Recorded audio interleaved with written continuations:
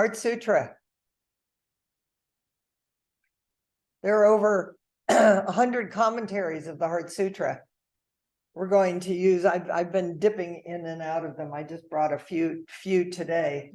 Red Pine, the Heart Sutra. Red Pine's an amazing scholar and written numerous commentaries on different sutras. I always recommend him. Thich Nhat Hanh, The Other Shore. He has written a new, in the last probably decade, commentary on the Heart Sutra that is very helpful. And I think everything I say is grounded in his commentary, but probably turn to it more specifically at a certain point. Kobun Chino has a little commentary, and I don't know where I got it, and I don't know if it's available. Kobun's talks on the Heart Sutra. Zen Words for the Heart, Hakuin's commentary on the Heart Sutra. So you could say there's just a wealth here. You could also say you could drive yourself crazy. Well, and we'll sort it out. And today I also want to continue to call on Zenju Earthling Manuel, the Shamanic Bones of Zen, because she really does talk about practice, ritual, chanting, zazen, in the way that I hope we are embodying it here and the way that we will be studying the Heart Sutra.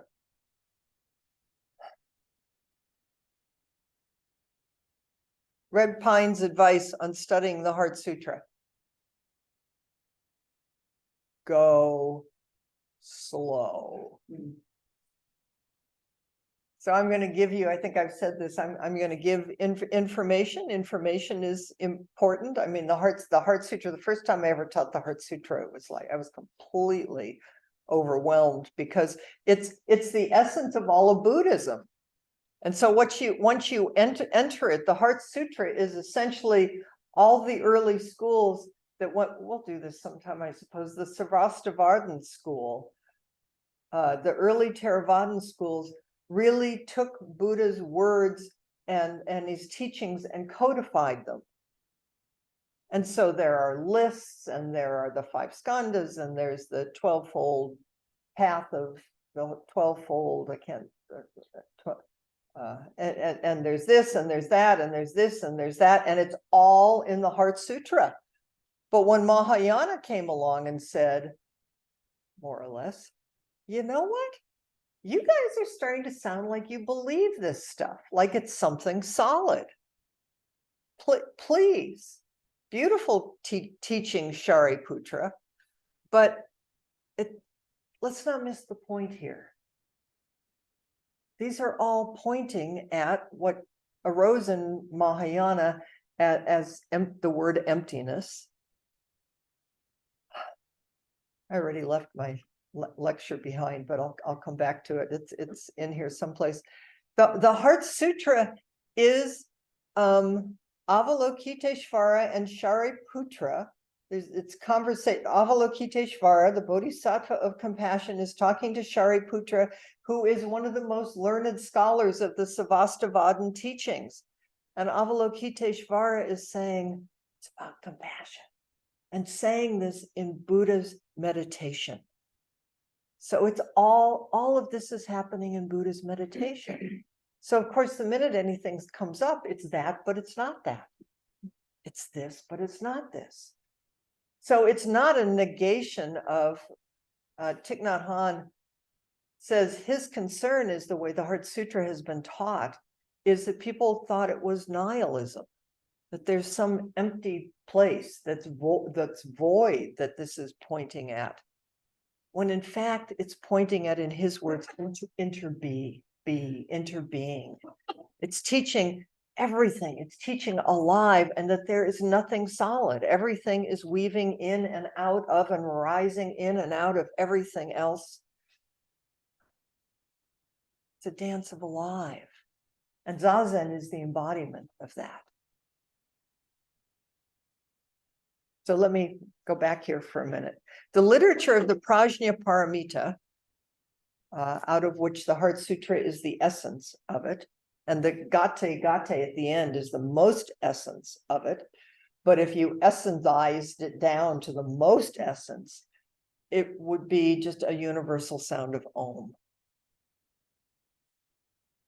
Oh. In fact, you'll see Coben says it's like a groan.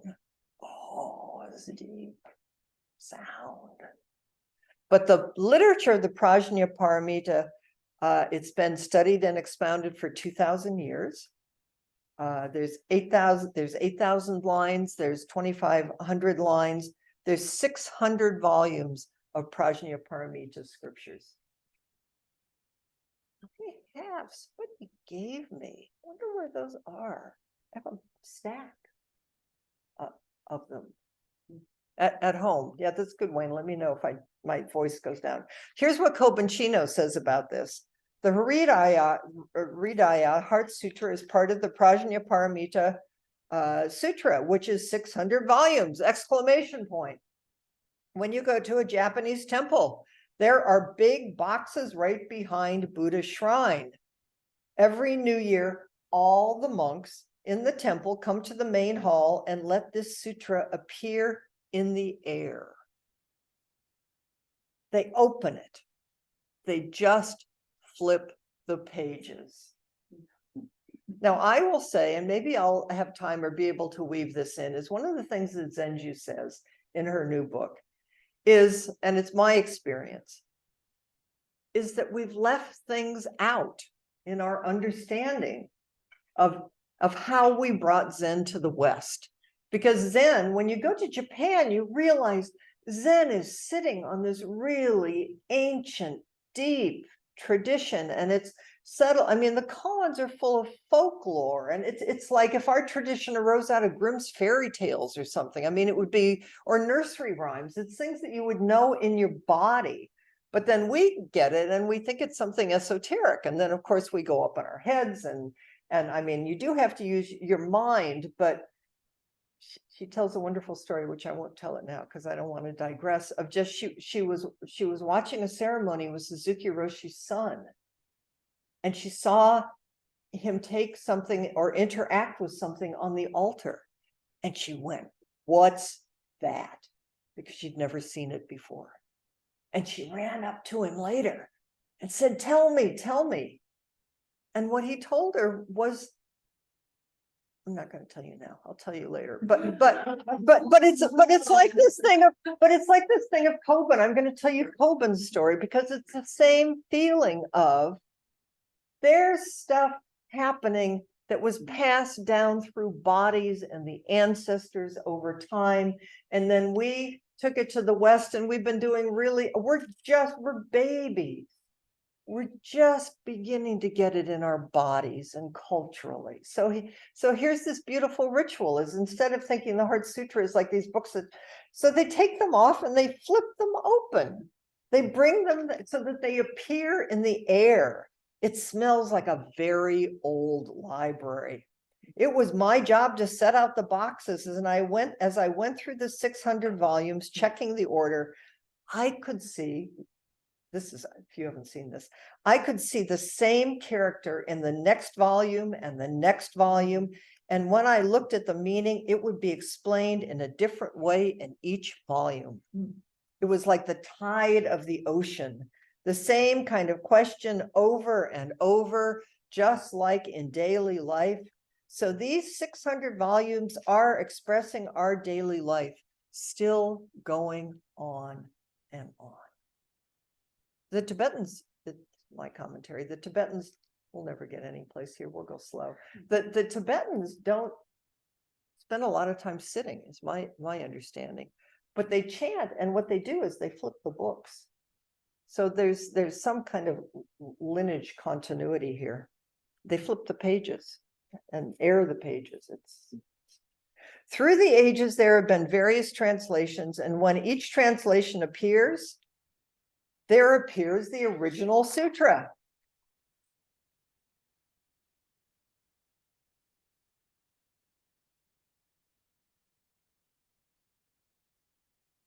Okay, here we are.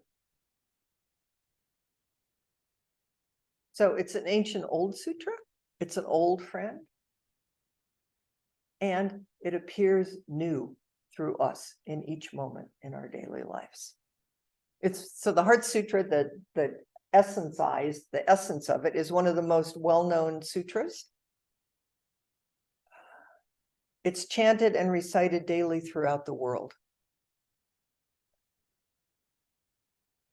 God, another digression. So there was at Zen Center, San Francisco Zen Center, there was a translation of the Heart Sutra. And we would say it every day, every day, every day. And you'd get it in your body and you know the words.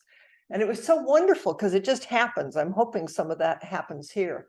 And then it came down from above, from the Soto Zen National Association, probably from Japan, who sits at the top of that they had a committee that came together who had created a new Heart Sutra because they had to like sit down with a whole bunch of people and figure out what were the right words.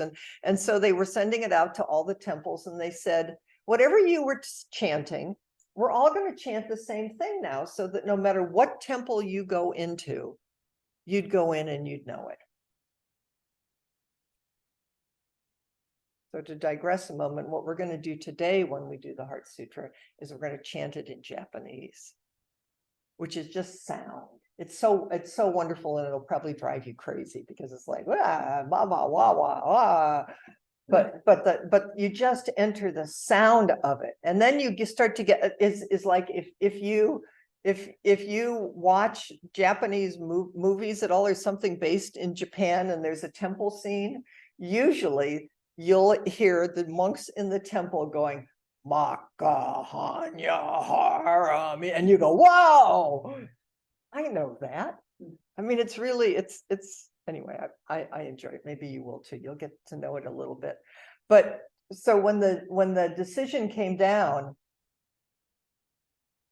being flexible Buddhists that we are, who know about impermanence and change, people got really upset and said, don't you mess with my Heart Sutra. And I really appreciate what happened at Everyday Zen because there were two very senior people, wonderful senior people who were really, really upset. They were not going to let this thing go.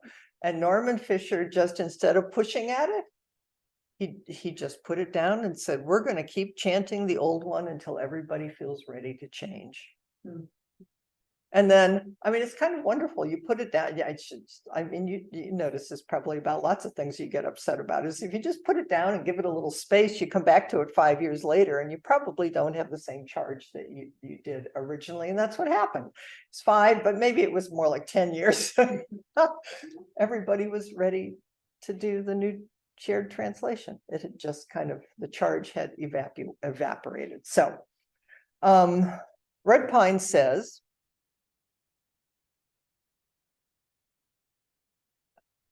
when he turned towards this translation, he discovered the Heart Sutra to be a work of art and a mystery and the womb of the Buddhas. The author is unknown, begins by calling on Avalokiteshvara, the most revered bodhisattva, to introduce the teachings, to Shariputra, who's the Buddha's wisest disciple. Shariputra is often kind of used as the fall guy. It's like because Shariputra is one of those, I mean, I'm sure Shariputra was a really nice guy. I mean, I'm sure Shariputra was a very polished monk, but sometimes he's kind of set up as like, you're the guy that knows everything. And if you think you know everything, well, then let Avalokiteshvara talk to you because maybe there's something missing here. Because Avalokiteshvara, in invoking Avalokiteshvara Bodhisattva, it's a place of wisdom instead of knowledge or conceptual truths. Dogen says, the Bodhisattva of great compassion is Avalokiteshvara, the one who perceives the cries of the world, also called one who has complete freedom in perceiving. Isn't that beautiful? The one who has complete freedom in perceiving. The Bodhisattva, this Bodhisattva is regarded as the parent of all the Buddhas. he is the one who courses and moves in realizing wisdom beyond wisdom, free from anguish, physical, mental, emotional, existential suffering. Courses in. I love that word. What is it to course in wisdom? What is it to course in this life? Somehow that word, that verb, it's very beautiful. So the Heart Sutra then summarizes the selfless, direct, immediate experience of reality in meditation and how it transcends, includes, but is so much bigger than our usual way of thinking. It's a way of perceiving and being in the world. Okay, I'm going to do the title. Usually with the sutras, you spend the whole lecture, which can go on for hours and hours. Marilyn said, teachers talk too much. We don't talk a whole lot here. Trust me, we do a little talks here. So I'm not going to spend an hour and a half talking about the title, but we'll go through it a little bit. Maha Prajna Paramita Hridaya Sutra, which is Sanskrit. Maha, great, vast, beyond comparison or discrimination. Coben says, right inside your skin, this prajna fully exists. This Maha Prajna, it's right here. So it's in Mahayana, it's the Maha is the one vehicle. There's not different schools. There's not one person fighting against the other person. It's the vehicle that includes everything. Just maybe if I can, Hakuin says,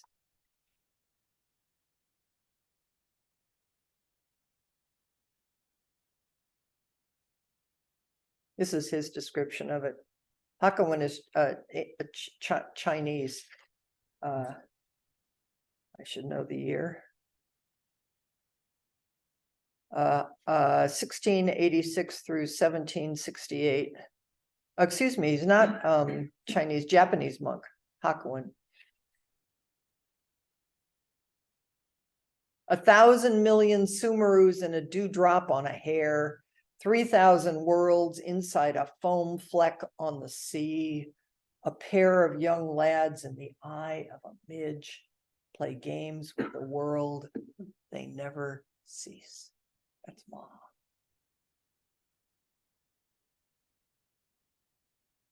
Prajna, right here inside your skin.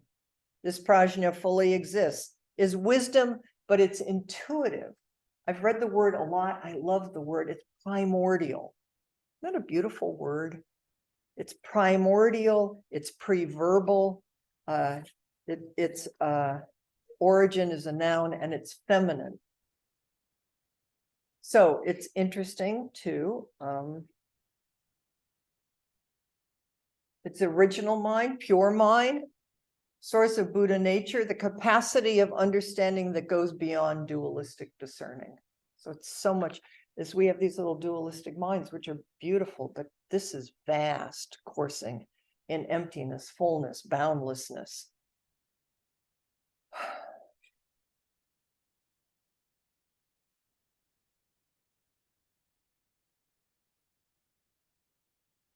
Paramita. We've studied the 6 paramitas, 6 perfections. They are, in Chinese, it means to cross to the other shore. It's awakening from this world of samsara, of suffering that arises out of our dualistic setting one thing up against the other, to the world of nirvana, which is the realm of freedom. Nirvana is you blow the flame out, meaning the passions. I don't think you get less passionate. In some ways, I think you get more passionate, but you're coursing in this aliveness as opposed to the passion of I'm over here and you're over there and all that blah, blah, blah, and all this stuff that we do. So the paramitas are the means by which the bodhisattva leads others to the other shore. A bodhisattva says, I'm not leaving this world until every last being is saved. And so the way a bodhisattva lives is Paramitas of generosity, ethical behavior, patience, which Thich Nhat Hanh translates as all-inclusiveness, joyful energy or determination, diligence, understanding, and wisdom. So Prajna Paramita is feminine in form. Prajna Paramita is the mother of all the Buddhas. Prajna Paramita is the womb of the Buddhas. I love Prajna Paramita. There aren't a lot of figures of her, but there are some. I have one, but she's very heavy, so I should bring a picture if I remember. We'll put her on the altar.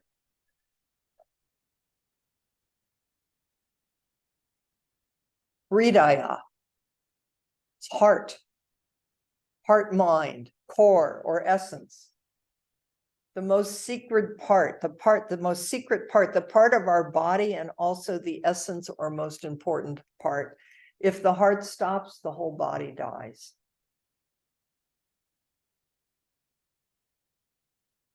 It's the heart of the Buddha. And it can be interpreted as a mantra or a dharani. So this is where it gets fun in Buddhism, is this Heart Sutra is a mantra. It's a dharani, which makes it a mystical kind of incantation. Where did I write that part of it down? Let me just, copying the Heart Sutra, which we'll do, chanting it. It's a sacred act that reverberates across space and time. And it says here in my notes, 8th century China and Tibet, but I'm guessing it wasn't just there, it was used as a magical spell and chanted over and over again with miraculous healing results. And what we do is when someone dies is you chant the Heart Sutra, and you chant the Heart Sutra for 49 days because it helps the person reach the other shore of just freedom.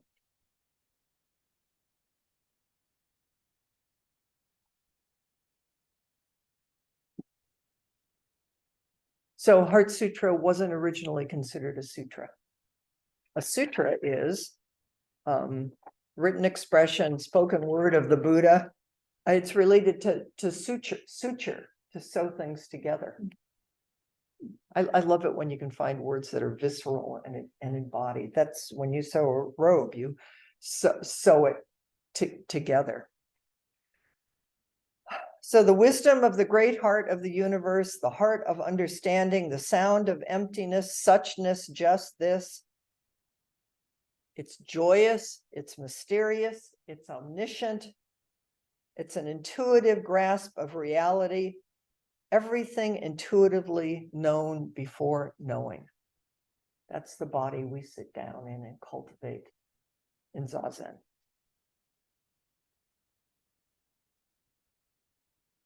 Do one more Hakuin thing here.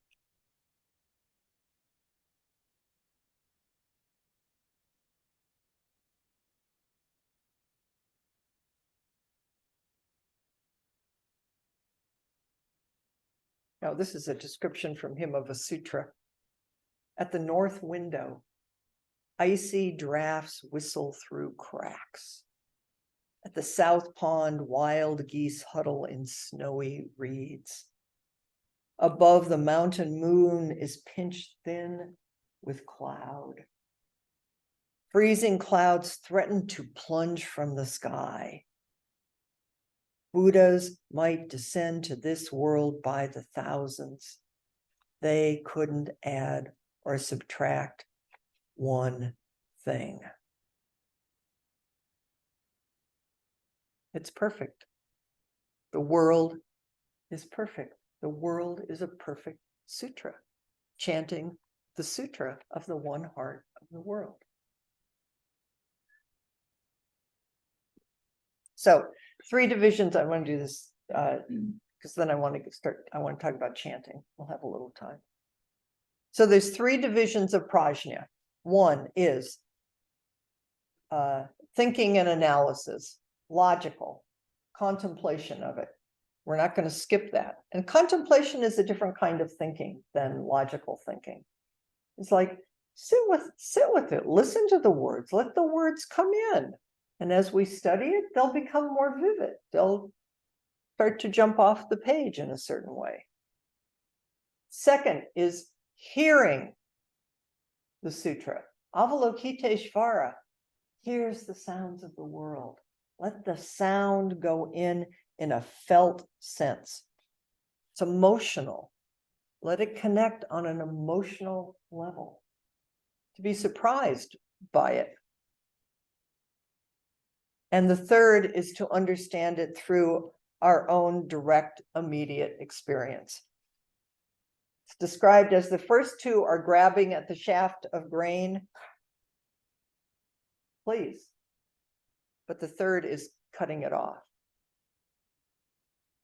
You still have to grab at it, reach for it. What is it? Let it in.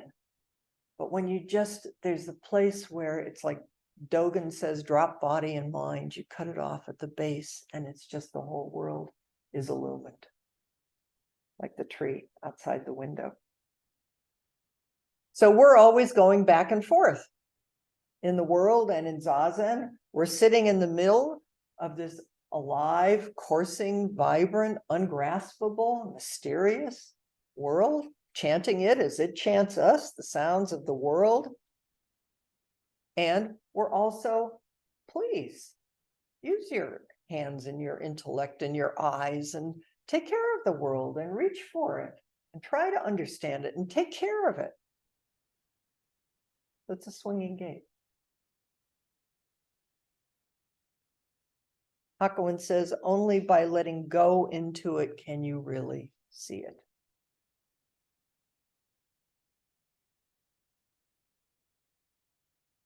Okay, so now I'm going to read you something from Koban about chanting. I'm going to encourage you and keep encouraging you is when you sit at home or in whatever your ritual is at home, include during this time chanting. Chant the Heart Sutra. When you're out and about, driving in the car, in the grocery store line, gate, gate, para, gate. I mean, you don't have to say it out loud. I mean, you can if you want. Bodhisvaha. Like, you can memorize at least that much. You don't have to know what you're doing. Just keep entrusting yourself to it. Okay, so Koban says, so the first thing is you have to prepare to feel this sutra, not use our brain to understand it. The more we see the nature of everyday life, these words will be understood. Oh, he says that. Okay. I just turned to my page. I want to read you something about chanting that Zenji says before I tell you about Koban a little bit more. Because I guess I want to keep encouraging you, telling you this is a great book. She says on chanting, no meaning, just chanting, listening to the bell. The wooden fish drum keeps time. We're going to do that today. No time. Sounds like water. Lost in the utterance with no meaning and no time. Only the vibration of voices from the chamber of our bones. Heart pounding its own rhythm, not too fast, not too slow. Do not fall asleep. Someone is waiting. Someone you haven't met. That's pretty cool, isn't it? Wow. Okay, now I'll go back to Koban. This sutra is the sound of truth. So unless you are ready to listen to it, the sutra is not understood. The voice is very important when we chant because the sound of our voice is the sound of our mind. This commentary is from his commentary on the Heart Sutra. So chanting is a very important part of the ritual and the mantra of the Heart Sutra. The sound of our voice is the sound of our mind. So when you hear the voice of sutra chanting, you understand what kind of mind makes this sound. The important thing is that chanting is not for showing it to others. It is just the doing and expressing of your momentary life.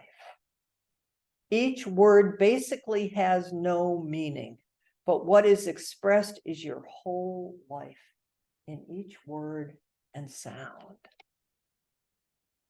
In the Mahaprajnaparamita Hridaya Sutra, Hridaya is Shingyo in Japanese. Shin means mind, heart, essence, soul. When we chant the sutra, we make a voice from everywhere.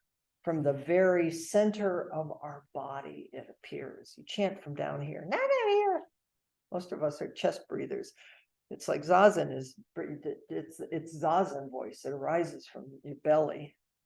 No one needs to hear our chanting. This is not a performance. It is like the wind everywhere. The very important thing is to listen to it without clinging to the words. Its original message is before sound. When we chant, we make the sutra alive. We make all the words alive. To share this original experience of pleasure or joy is the purpose.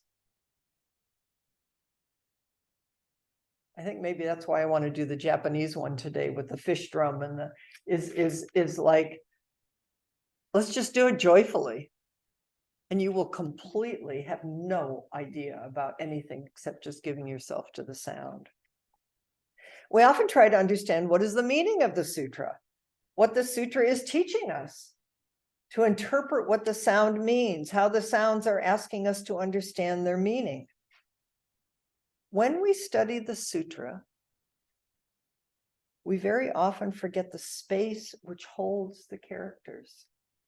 So naturally, in communicating with each word, we completely lose ourselves in each character of the sutra, and the sutra becomes a dictionary. Instead, we can see the space between the characters as an opportunity to complete the situation. So when I begin to chant this sutra, the air and each of you are part of that space. And then you begin to chant. A little sound becomes a very big sound, and it's like thunder. I'm going to do just a little digression here. Is Richard Baker, who was my first teacher at San Francisco Zen Center, and things he said 20, long time, 40, a lot of years ago, is he said, when you walk around, you see the objects. Like I see the tree and I see the building and I see you and I see, as he said, walk around and see, as a practice, see the space in between things. Could try that. It's a really different way of perceiving. I also love the practice of just feeling space up close. It's like walk. It's like when you're in water, you know you're in water, but whatever water is, but we're air. It's like, can you imagine moving and everything's moving in air and energy and vibration up close, no separation, no beginning, no end, but just visually. Don't just see the tree and the building. What's the quote empty space in between? Same world, but different. Naturally, at first, our intellect sticks to the strangeness. But after 1,000 times of chanting, we better get going, huh? The intellect, the natural habit of trying to understand words disappears or goes to sleep. Each word of the sutra is ordinary, but the order and the musical arrangement of the words have become very well polished by many voices. Thus, each of your voices becomes a very, very important element of the sutra. Each person becomes a very fine musical instrument. and no effort is needed. Just let it come through you. Maybe the key to understanding this is to think about when you have a bad stomach ache. Well, here it comes. And you begin to moan. You do not make an effort to make a nice moan. It just happens. So when I hear good chanting, I forget the man or the woman who is chanting because sound appears from everywhere. One monk from Japan chanted very well. When he stood up, his voice came from his mouth, but I felt his voice came from his toe. Isn't that cool? Maybe at some point when we're chanting today, you could just take a moment and just like drop down in your toe and see if, make sure your toe is chanting along with everybody else. This is a sutra of joy. I sure didn't think that in the beginning. I thought this is a really dumb sutra. It's like, what in the world? No this, no that. It's a sutra of joy. See how lucky we are to be entering it this way? Even if you don't think it's joyful, you could imagine the possibility. When people are very joyful, their sound has joy. Their joy has sound. Their sound has joy. It's in the way words of this sutra appear for a dying person's family, for relatives and friends whose words appear on the words of a will. Oh, how interesting. Put it in your will. Even if you chant this sutra in the funeral ceremony, there is a very peaceful satisfaction even after the person's death. One of the rituals that I've learned is when someone dies. I mean, this is, of course, if someone wants it, and the relatives, and I mean, if it's congruous with the situation, is right after as part of the final ritual after someone dies, is you chant a gate gate 108 times. It's very beautiful. I mean, there's an altered experience that starts to happen when you say something 108 times. Chant it. It is in the sound. Waves of the ocean have sound, storm-like sound, and also calm waves have sound too. When you pay deep attention, sunshine has sound. Sunshine has sound. Maybe today, listen for the sound of sunshine. Moonlight has sound. I think I know the sound of moonlight. I'm not sure I know the sound of sunlight, but I'm going to listen for it. The emphasis in this sutra is naturally on the sound of words. So for us, what is important is to feel that the words of this sutra were given only for us. It's yours. Chant it. It was given directly by the Buddhas and Avalokiteshvara directly to you. Can you hear it in your toe? If I breathe, this sutra is for me. How we inhale it and exhale it is very important. It is important where your voice comes.